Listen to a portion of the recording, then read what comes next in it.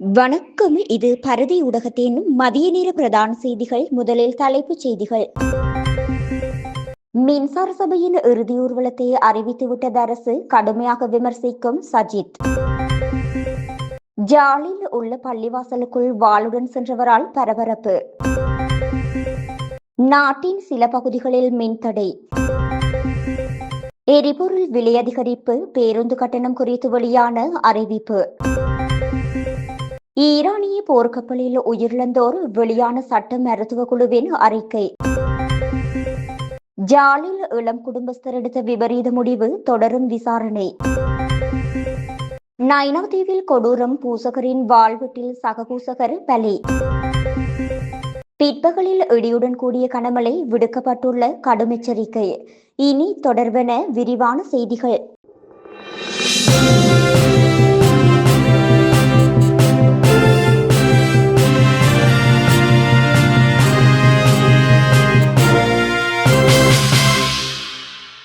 தேர்தலுக்கு முன்னர் தேசிய சொத்துக்களை பாதுகாப்பதாக கூறி அதிகாரத்தை கைப்பற்றிய தற்போதைய அரசு இன்று இலங்கை மின்சார சபையின் இறுதி ஊர்வலத்தை அறிவித்துள்ளது என்று எதிர்க்கட்சி தலைவர் சஜித் பிரேமதாச தெரிவித்துள்ளார்.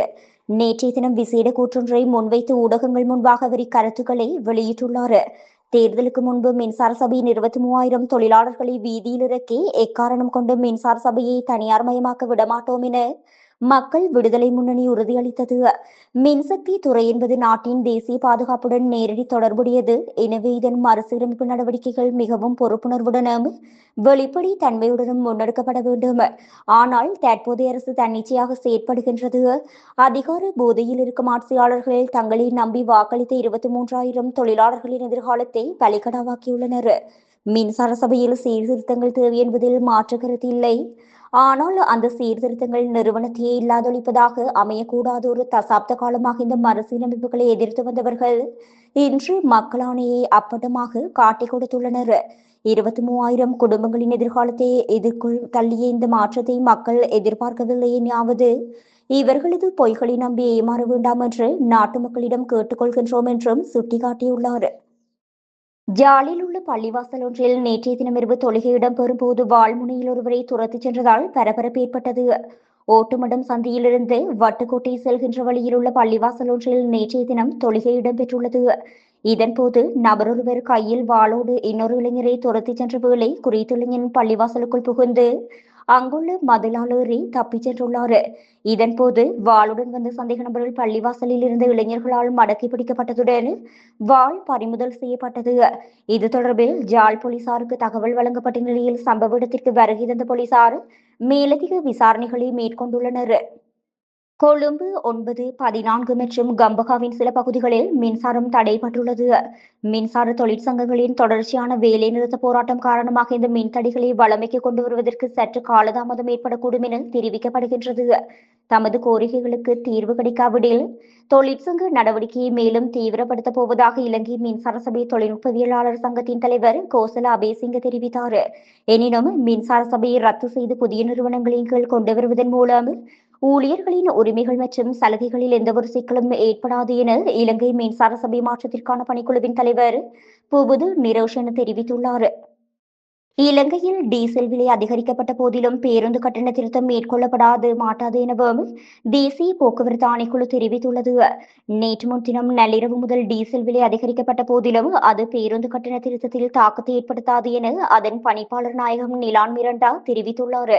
இதன் காரணமாக தற்போதைய கட்டணங்களே அவ்வாறே நடைமுறையில் இருக்கும் என்றும் நிலான் மிரண்டா மேலும் குறிப்பிட்டுள்ளார். இதேவேளை எரிபொருள் விலை உயர்வை கருத்தில் கொண்டு பேருந்து கட்டணங்களை அதிகரிக்க வேண்டும் என்று தனியார் பேருந்து சங்கங்கள் கோரிக்கை விடுத்துள்ளன. இந்நிலையில் பேருந்து கட்டணம் அதிகரிக்கப்பட மாட்டாது என்று தேசிய போக்குவரத்து ஆணைக்குழுவின் பணிப்பாளர் நாயகம் நிலன் மிராண்டா தெரிவித்துள்ளார்.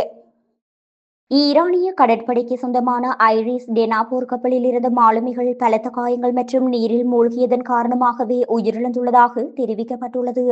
குறித்த விடயத்தை பிரேத பரிசோதனையை மேற்கொண்ட சட்ட மருத்துவ அதிகாரிகள் குழுவின் தலைவர் பேராசிரியர் ஜூசிபி பெரேரா தெரிவித்துள்ளார்.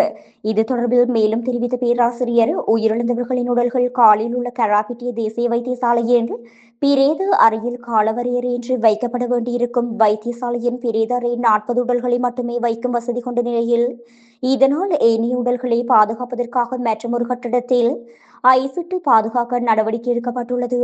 இந்நிலையில் 84 உடல்களை பாதுகாப்பது எமது பொறுப்பு என்பதால் அதிக மின்சார கட்டணம் செலுத்த வேண்டியிருந்தாலும் உரிய மரியாதையுடன் உடல்கள் பாதுகாக்கப்படுகின்றன.